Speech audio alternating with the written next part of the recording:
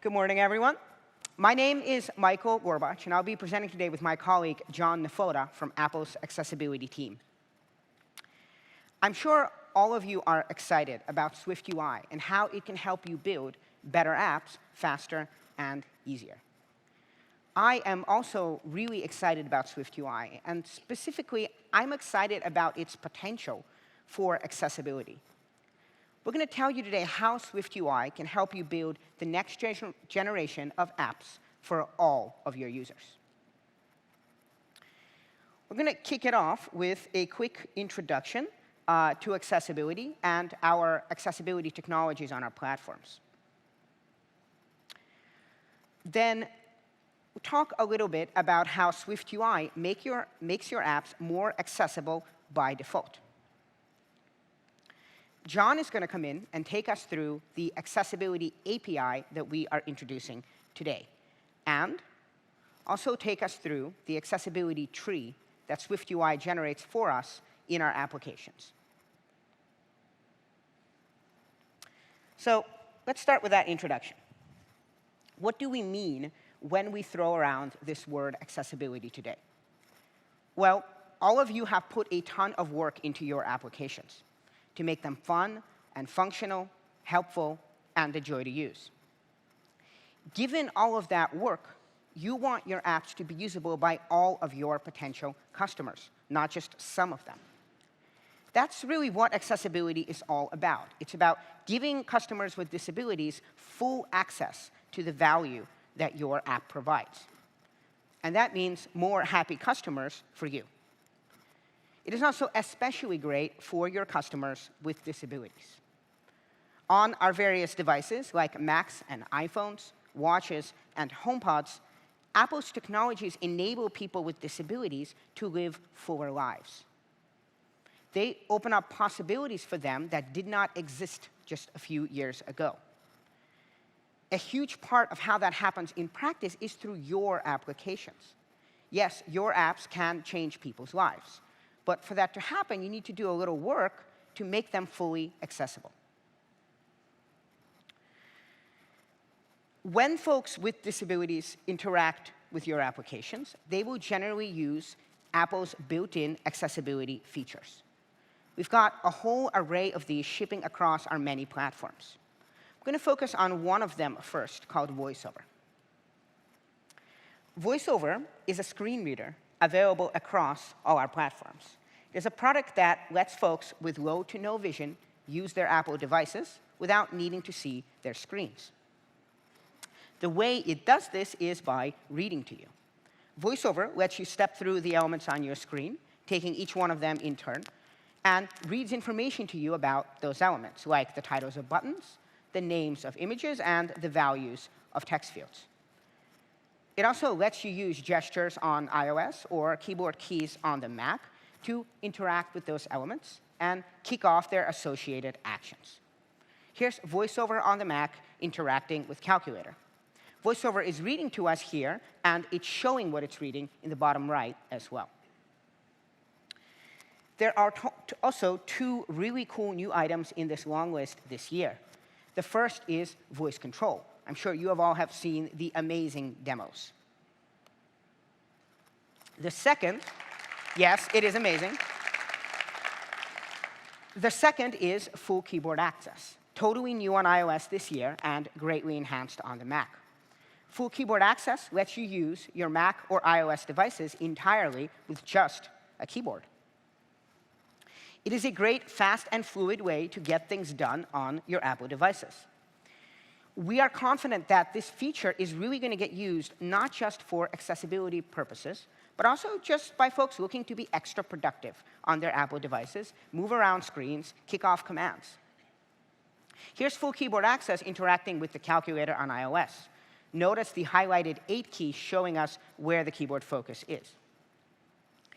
These two great features are perfect examples of something we've learned on our team time and time again.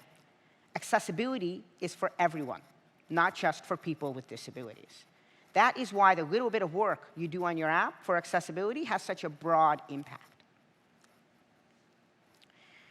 Now, one of the best things about our platforms is that many of the features on this slide, including all the ones we just discussed, use the same underlying technologies. If you implement accessibility in your app well, it will work great with all of them. All these features ultimately rely on information that your app exposes to our platforms. The better this information, the better these features are going to work. We call this information your app's accessibility user interface. What actually goes into one of these? Well, let's take a quick look at Calculator, just as a simple example, and take it apart. The accessibility user interface your app exposes to us consists of accessibility elements. Each view in Calculator forms one accessibility element here. In this case, most of these accessibility elements are buttons. So let's take a look at one of them in particular. Here is the X button on the left, and its accessibility element on the right. Notice that it's got a label for VoiceOver to read. You're going to want a label like this for all of your elements, so a VoiceOver user knows where they are in your app. In this case, the developers of the Calculator app have customized the default label from the symbol X to the text multiply. This element also has a type. On iOS, that's described using traits, and on macOS, it's described using roles. That type here is button. And finally, this button element has a default action. Press on macOS or tap on iOS. A VoiceOver user can use this action to interact with the element. Let's take a look at one more. This is the display at the top showing us the results of our calculation. We can see that the developers have given it a label, main display. It is also exposing another important piece of information called a value that holds the current text it's showing. It has no default action, since you can't right now interact with this element. Default actions, though, are not the only way your accessibility customers are going to interact with your app and its elements. You can add custom named actions to any accessibility element in your app. For example, we could add a custom action on this one called clear, which would clear the display. So that is Calculator's accessibility user interface. Your app has one too. A lot of it is going to get created for you automatically, but with a little bit of work, you can make it a whole lot better. You relentlessly polish the visual user interfaces on your apps. In a similar way, you should polish your accessibility user interface as well. Here are 3 key things to look for, which we're going to show you how to do today. First, your accessibility elements should be understandable. They should have reasonable labels, values, and other describing information. An example of this is how Calculator changed the label of that X button to multiply, so it's easier to understand. Your elements should also be interactable. That means appropriate default actions and custom actions wherever they are needed. Adding that clear action to the main display, as we just talked about, is an example of this. And finally, your elements should be navigable. Carefully thinking through the ordering of your accessibility elements and grouping them as needed will really make your app more usable with our accessibility features.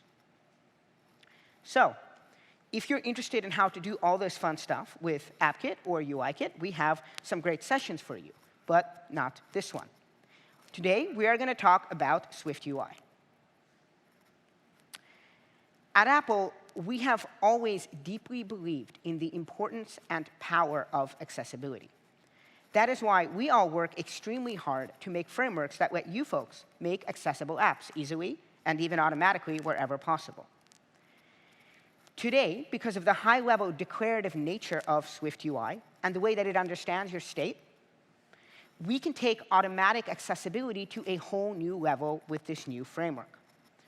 SwiftUI can make your apps more accessible by default, and it also gives us a powerful foundation to do more of your accessibility work for you going forward. SwiftUI is going to generate your accessibility elements for you, just like it generates NS views and UI views for you. Let's take a look at this simple SwiftUI code. It's creating a vertical stack. In that stack is a button, and it is sandwiched between some text. SwiftUI is going to create 3 accessibility elements for you here, one for each of the 2 texts, and of course, one for the button. Keep in mind, the accessibility elements that SwiftUI creates here are not UI views or NS views. Instead, they are SwiftUI's own accessibility elements. We have all worked hard to make sure that SwiftUI's standard controls are as accessible as possible by default. Notice that although these elements are simple, they already have all the important information we need. They're understandable because they have labels. They are interactable. The button has an action. And they're navigable because they're in the correct order. As I mentioned, though, SwiftUI does have an accessibility API to customize the elements it generates for you. Before we get into that, though, I wanted to talk to you about the great accessibility you get with SwiftUI before you write any accessibility-specific code. One thing you get for free in SwiftUI is notifications to help keep our accessibility features, like VoiceOver, up to date regarding what is going on in your app.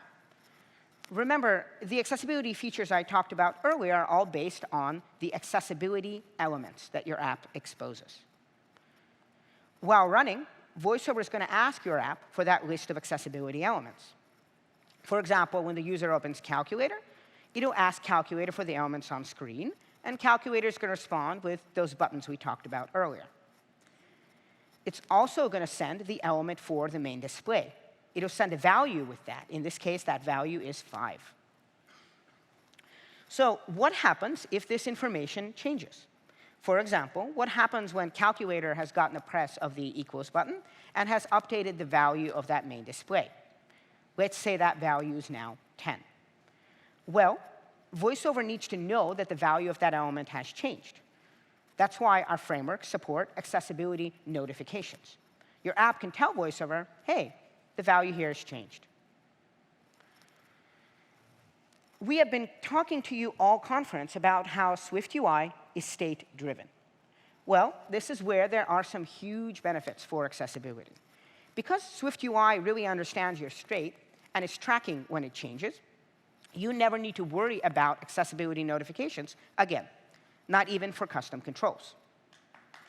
Yes, exactly. SwiftUI will track the state that you're using for your accessibility and send them for you. Let's take a look at how this happens. We have a toggle here and the button that are linked to a single piece of state. It's a Boolean, and we've called it enabled. You can see there are 2 accessibility elements created for us here. In this case, we'll have an accessibility element for that toggle. It's got a correct label and type. Its value is going to start off as 0. When you click the button, the value of that Boolean enabled state is going to change. It'll go from 0 to 1 or 1 to 0. That's why we've called that button flip. So what happens here with accessibility? Well, the accessibility value of that toggle has now changed, so we need to let VoiceOver know. Because it understands that that value has changed, SwiftUI will automatically send a notification to VoiceOver telling it exactly what happened. Notice there's no accessibility-specific code needed here. You don't need to worry about accessibility notifications in SwiftUI because we send them for you. Another area SwiftUI really improves on is custom controls. Often, when you're designing your app, you may want to customize the look and feel of your UI. Maybe you want your app to have a unique visual style, or you need to fit with a company theme.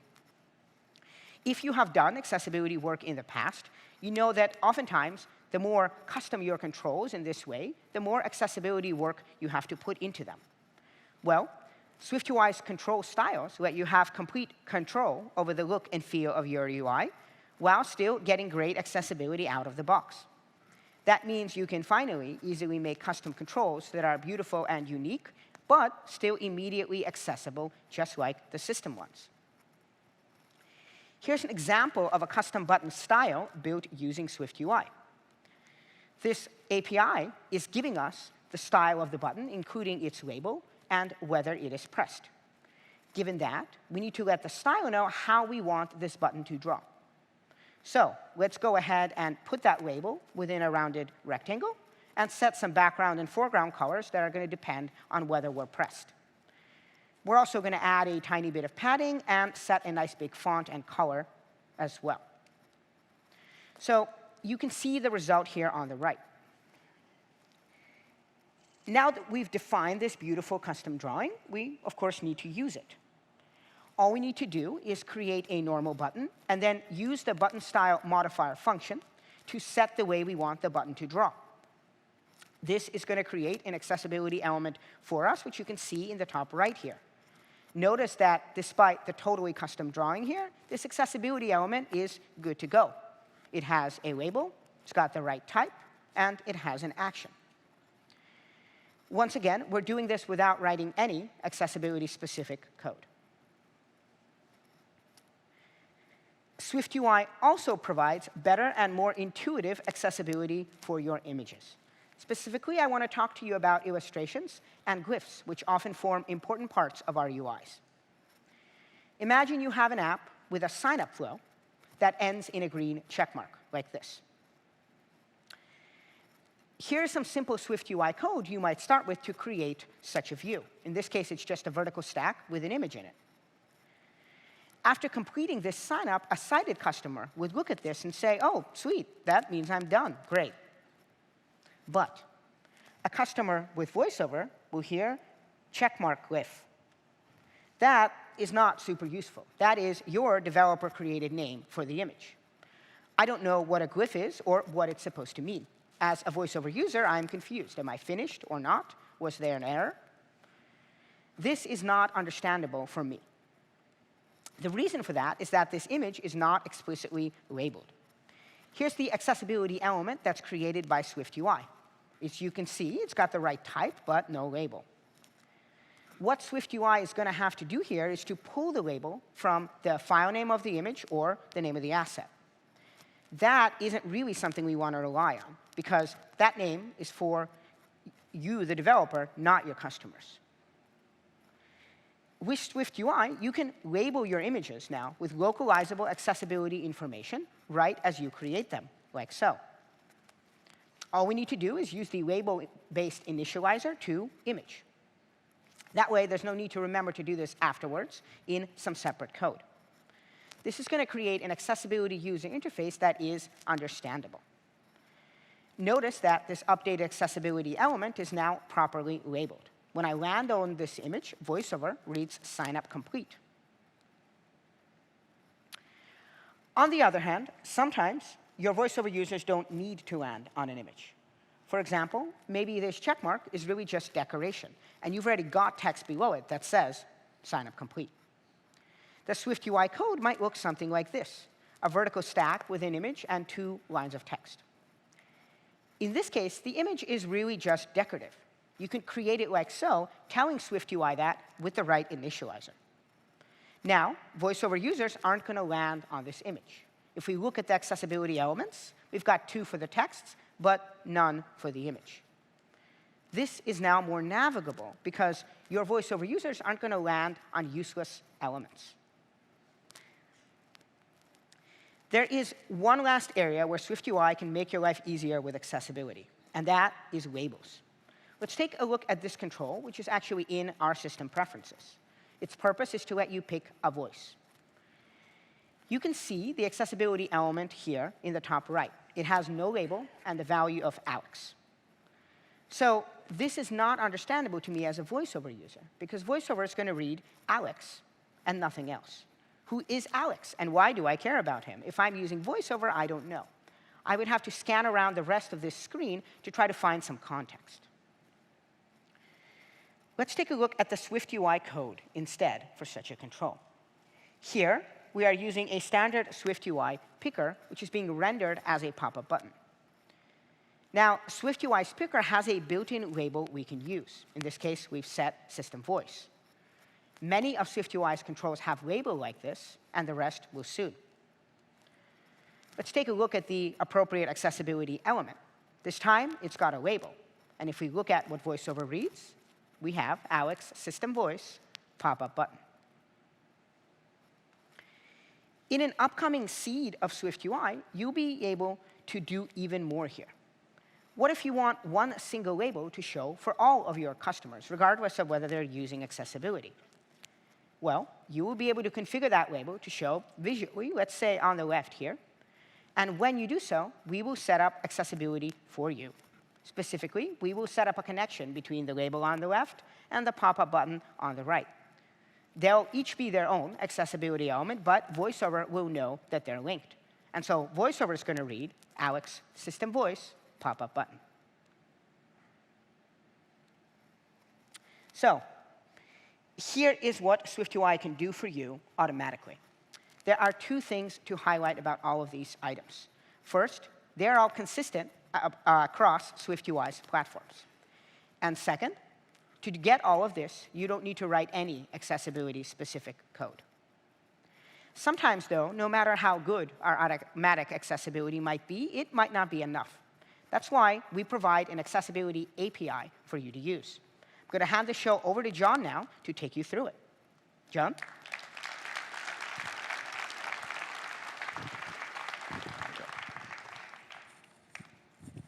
Thanks, Michael. So we've shown you all of the great built-in accessibility that SwiftUI provides. It was designed to give everyone a good experience out of the box. But we understand that this alone isn't enough to be a complete experience. The SwiftUI Accessibility API allows you to modify and ultimately create an even better experience for everyone. So I want to start off by showing a couple of simple use cases for the API. And let's go back to the calculator example that Michael showed earlier. We'll start with the multiply button, which by default will read X. To change the label, I'll use the accessibility modifier function with the label parameter. And with this change, the button will now read multiply.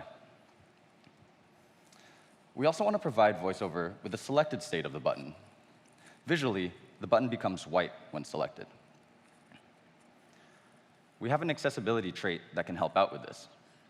And if you're not familiar, traits are a set of things that describe what your element is and what it can do. Buttons, for example, will automatically have the isButton trait by default. VoiceOver will read button after reading out the element's label. For this example, we can add the isSelected state using the accessibility function and add traits as the parameter. VoiceOver will now read selected when the button is in this state. So let's see how we can improve the accessibility of the result view. We'll change the label to result and add an accessibility value. You can use accessibility value to provide VoiceOver with a readable description. You might choose to include units or other additional context. But for our purposes, the number itself is sufficient. Finally, we'll add a custom action using the accessibility action function. Using the name parameter, we'll create a custom action called clear. VoiceOver will read that there are actions available when focused on this element. And this was just a quick overview of how to add accessibility in SwiftUI. The accessibility function adds information, and the accessibility action function allows you to add actions. But I want to talk a little bit more about when to use this API and how you can identify the areas of need within your app. And this comes back to what your customers need your apps to be: understandable, interactable, and navigable.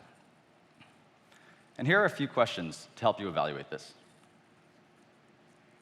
Do the displayed strings provide enough information? Will a custom action simplify the interaction? And can you speed up navigation? So now I'll show you a video of VoiceOver moving through an app that I created. And as it does, try to keep these 3 questions in mind. So this is an app that calculates the contrast ratio between text and its background color. At the top, you can see the current value of the ratio. And at the bottom, there are 2 areas where you can adjust the red, green, and blue values of the background color and the text color. I've also added a double tap gesture on the top view to swap the 2 colors. So let's see how VoiceOver uses that by default. 11.7.1 11.7.1. 11.7.1. Reset colors. Button. Background. Red. 76. 30%. Adjustable. Green. 217. 85%. Adjustable. Blue. 100. 39%. Adjustable. 39. 100%. So there were a couple of things in the video that stood out to me with a label at the top. First, there was a symbol that wasn't read out. VoiceOver doesn't always read out your punctuation depending on settings. And in a situation like this, where the punctuation represents that this is a ratio, we should pass that information on to VoiceOver. So 11.7.1 should read 11.7 to 1. And secondly, the numbers were spoken without any context. It's probably a good idea to give this a proper label to describe its value. So we can use contrast ratio. And we'll do this by calling the accessibility function twice on our contrast ratio view, once for the label and another to add the value. Another thing that stood out to me was the information provided by the slider. The value of the slider was a percentage, but in this case, it actually represents the color component's value from 0 to 255. We can also hide the label above the slider and expose that information through the slider instead. So that'll group all the information into one element. So first, let's hide the label. We'll call the accessibility function with visibility as the parameter. Passing in .hidden will hide the element and any children that it may have. Next, we'll add the information of the label onto the slider. We'll give it the label of the color that it will modify and a proper value between 0 and 255. We also have a double tap gesture on the view. Gestures on iOS can be challenging to perform for customers who use our accessibility products.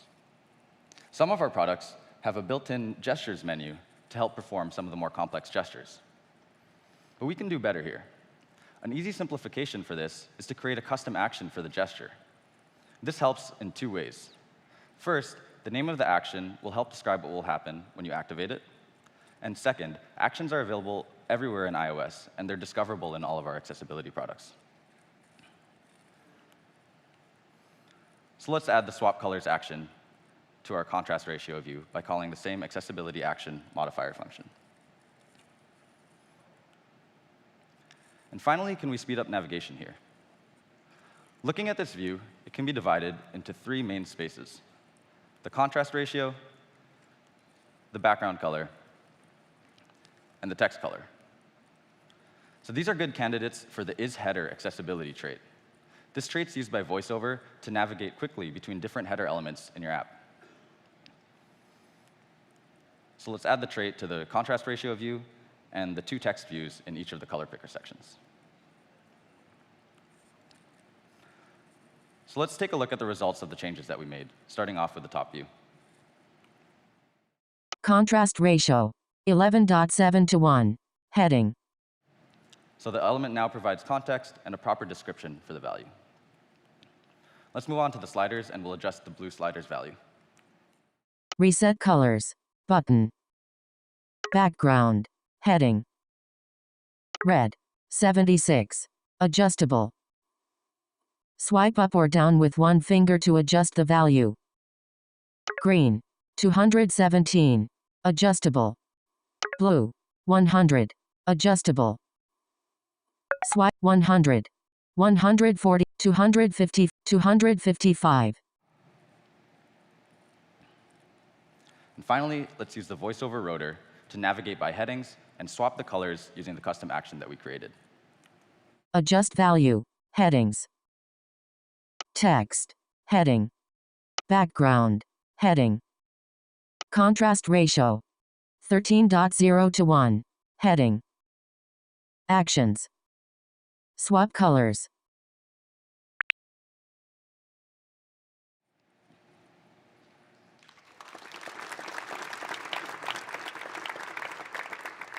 So with just a few tweaks, we were able to greatly improve the accessibility experience of this app. And these are just the basics of the API. but I want to move on to something a little bit more conceptual, the accessibility tree. And you've seen how accessibility elements are created from your views. But I want to go in a bit further and talk about this tree structure of these elements and how you can manipulate this structure to provide a better experience. So we'll start with how this tree is created. It starts off with your view tree created directly from your code. On the left here is SwiftUI code for a table cell view. It has one label, a spacer, and 2 buttons, arranged horizontally inside of an H stack. And this directly translates to the view tree structure on the right, where the H stack is the parent node, and the label, spacer, and buttons are its children. Because of our built-in accessibility, this view tree will create 3 accessibility elements, 1 from the text and 2 from the buttons. These elements will become children of your platform's hosting view, and that's passed on to our accessibility products. This subtree may also be a part of a larger accessibility tree mixed in with UIKit or AppKit elements. The SwiftUI tree can even be a parent of other platform elements bridged over using a UI or NS view representable. And you'll notice the levels of hierarchy in this tree, and you might be thinking about how quickly this can become complex. But I'll show you how creating hierarchy in this tree can actually improve navigation. So let's take a look at our example again. The table cell itself has 3 accessibility elements. VoiceOver will navigate these in order, and this works great if you have only one cell. But it's more likely that you'll have hundreds of these in your app. And as you can see, there are a ton of elements in this tree, and it doesn't seem very useful to have a lot of repetitive information with the follow and share buttons. If you landed on this follow button, how would you know if it was for person 5 or person 6? There's no context here unless you look around. But we can make this a lot simpler. And we'll do this by creating an accessibility element at a higher level in the view tree. We can find a view that is a parent of our accessibility elements and create a new element there. In our case, we'll use the H stack. We can use the accessibility element function on our H stack to create a new element. Specifying .combine will merge the accessibility provided by the children into one element. In this case, the text view will provide the element's label, and the 2 buttons will automatically be converted into custom actions. And now, VoiceOver will see just one element here, which will read the person's name and that there are actions available.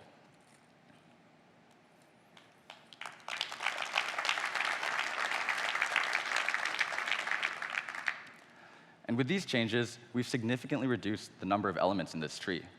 You can navigate the cells one by one as expected. You can access the buttons through custom actions.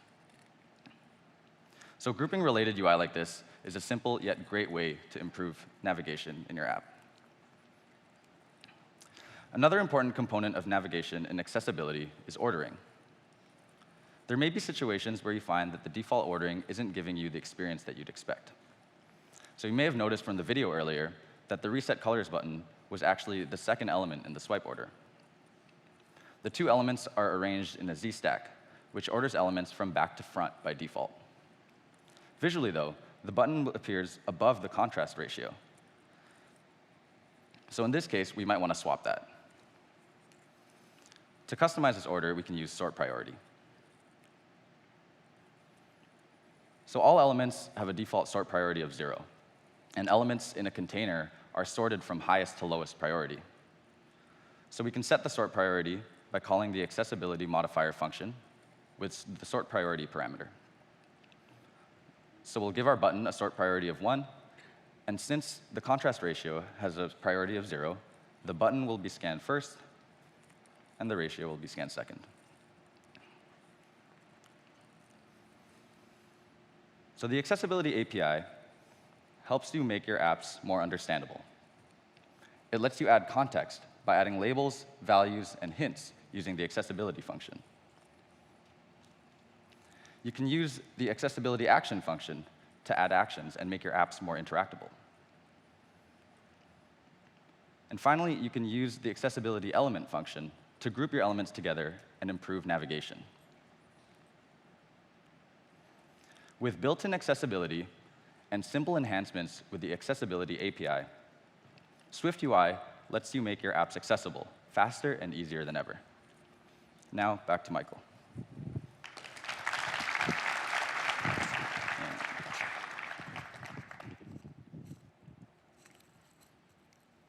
All right, so let us close things up here.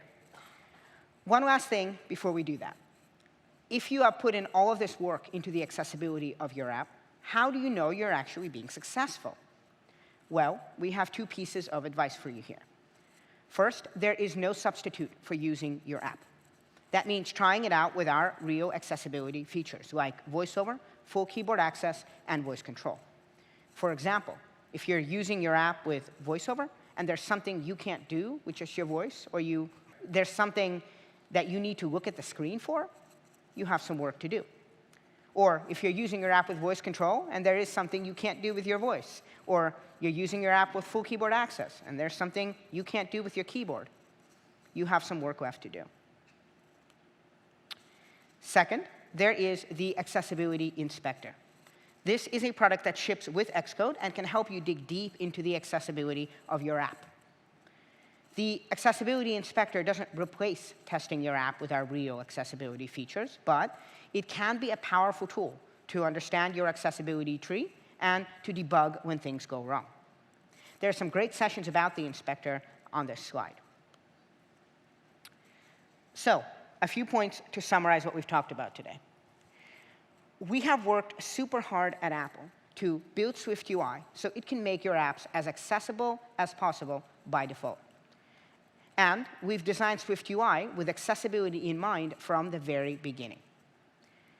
We've talked today about what a great accessibility user interface is. I know we've been drilling it into you, but remember, understandable, interactable, and navigable. To go beyond the basics and add polish, SwiftUI has a powerful accessibility API for you to use. And that API is now, finally, unified across all our platforms. So you only have to learn it once.